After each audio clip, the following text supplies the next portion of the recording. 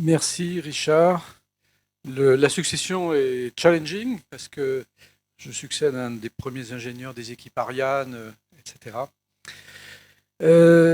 Premier lieu, je voulais dire qu'aller sur Mars, parce que le but de l'association, c'est quand même de promouvoir et de faire connaître non seulement les résultats scientifiques, mais le thème ultime, c'est l'homme sur Mars. Il ne faut pas l'oublier.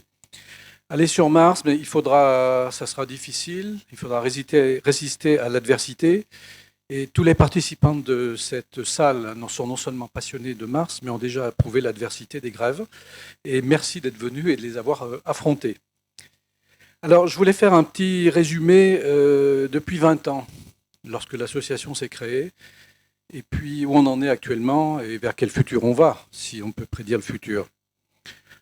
Alors, en allant un peu plus de 20 ans, Wernher von Braun avait déjà comme projet l'homme sur Mars, puisqu'en 1953, il a écrit un bouquin, The Mars Project, qui a été un petit peu une référence et qui préconisait une mission martienne.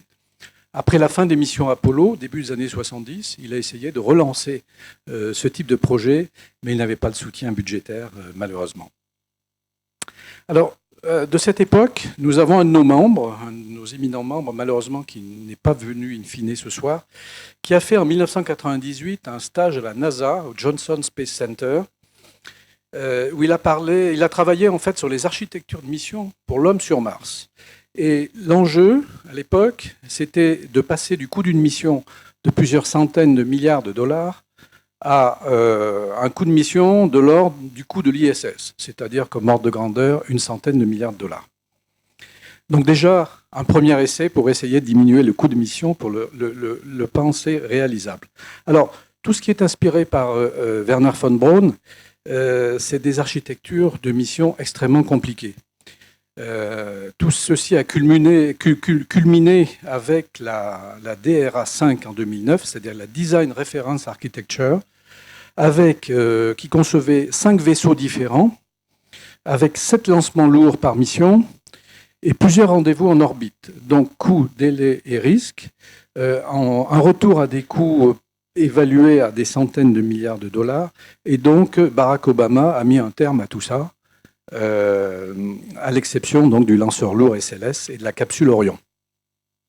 Alors à la même époque, donc ce scénario extrêmement complexe a été challengé par Robert Zubrin, ingénieur à l'origine chez Lockheed Martin aux États-Unis, fondateur de la Mars Society, et qui a inventé un concept beaucoup plus simple, beaucoup plus élégant. Si on veut aller sur Mars, on tire directement vers Mars. Et puis, quand on veut revenir, on génère les ergols sur place avec de l'ISRU, Insight Resource Utilization.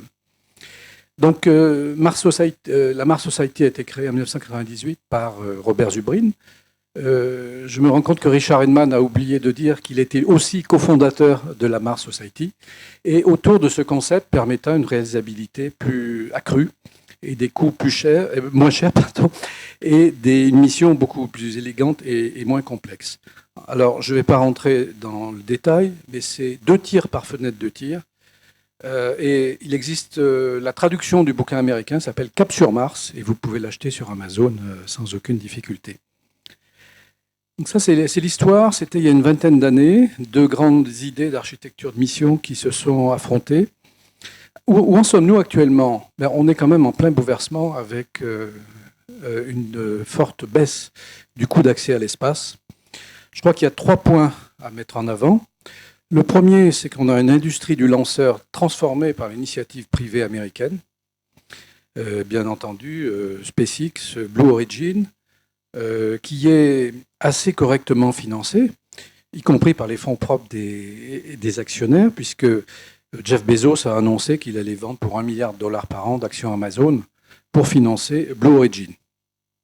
Quant à SpaceX, si vous allez sur le site de SpaceX, vous y verrez que l'objectif ultime, bien sûr, il y a des objectifs plus court terme, mais c'est quand même de transporter des humains vers des colonies martiennes à terme.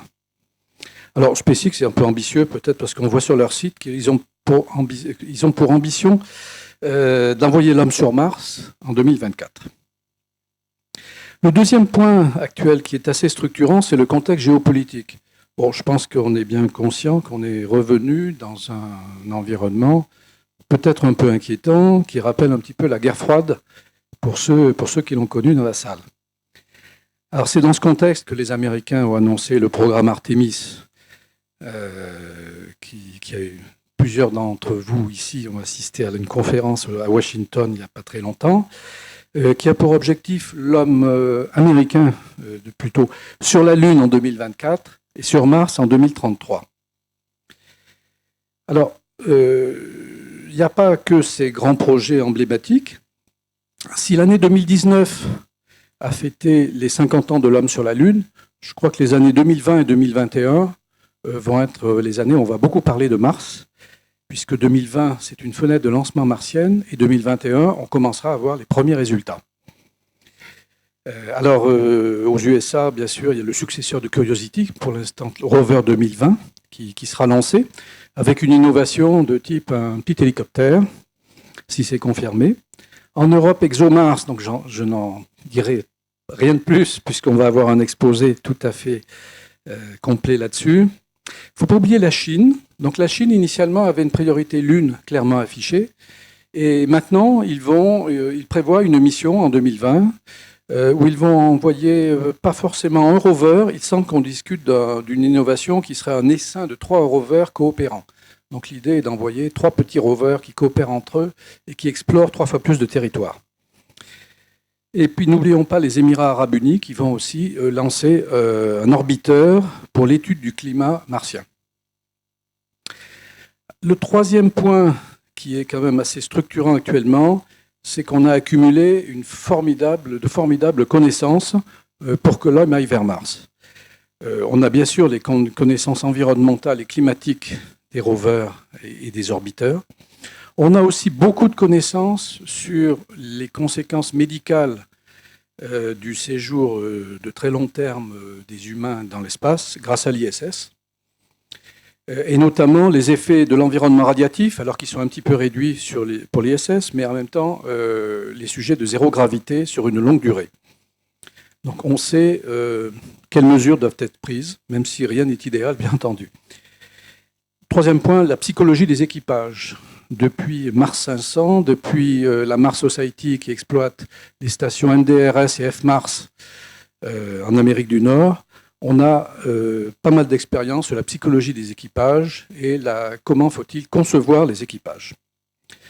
Donc tout ceci pour dire que pourquoi pas dans 10 ans, pourquoi pas une réunion de ce type qui parlera du premier pas de l'homme sur Mars. Ça n'est pas quelque chose qui est totalement irréaliste. Alors je voudrais revenir pour conclure sur le programme de ce jour. Donc vous avez vu qu'on l'a fait avec un focus sur les contributions françaises et européennes à la connaissance de Mars, conformément au statut de notre association, qui est la branche française de la Mars Society, mais avec un certain focus et une certaine promotion de ce qu'on fait en France et en Europe pour contribuer à la connaissance de Mars. Alors, dans la conception, on a fait intervenir aussi un mix d'experts connus et aussi d'expériences de membres de l'association.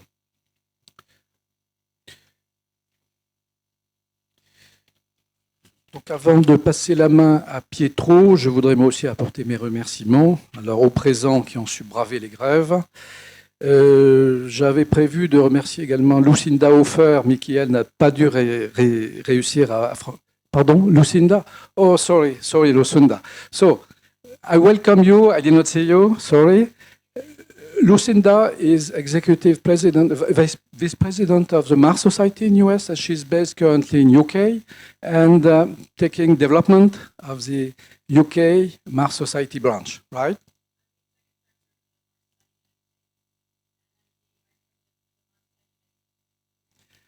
So, thank you to be there, and sorry to speak generally in French during this evening.